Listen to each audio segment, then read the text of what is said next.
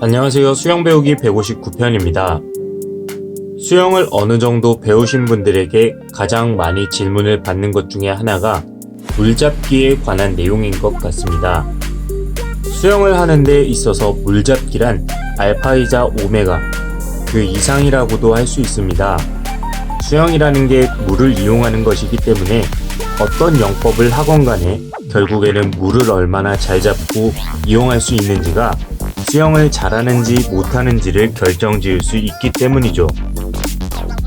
그런데 그렇다고 해서 수영을 아직 잘 못하는 사람이 물잡기부터 먼저 신경을 쓸 필요는 없습니다.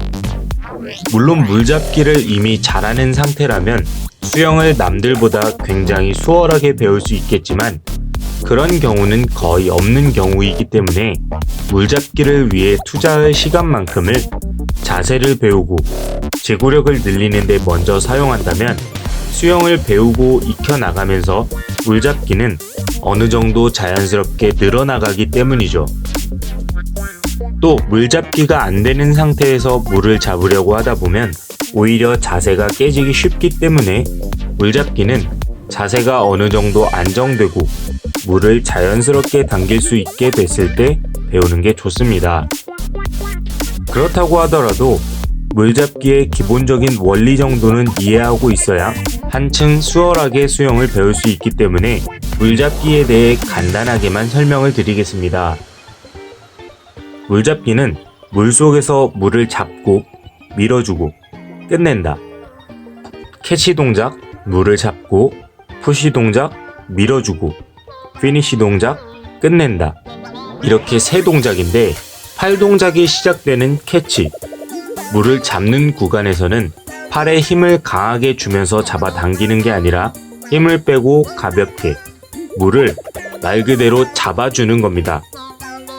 그 다음은 잡은 물을 강하게 뒤로 밀어내면서 몸을 앞으로 전진시키는 푸쉬, 마지막으로 물잡기 동작을 끝내고 팔에 힘을 빼주는 피니쉬, 이렇게 세 동작으로 나눌 수 있습니다.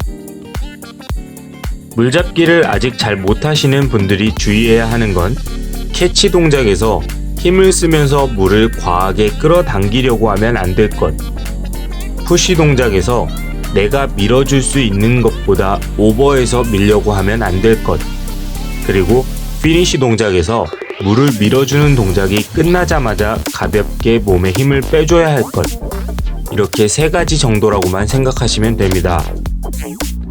물잡기는 수영에서 아주 중요한 기술이지만 물잡기라는 동작을 하지 않는다고 해서 물을 잡지 않고 있는 건 아닙니다. 그렇기 때문에 너무 무리해서 또는 과장해서 물잡기에 집착하지 않는 게 오히려 자세나 속도에 좋을 것 같네요. 시청해주셔서 감사합니다.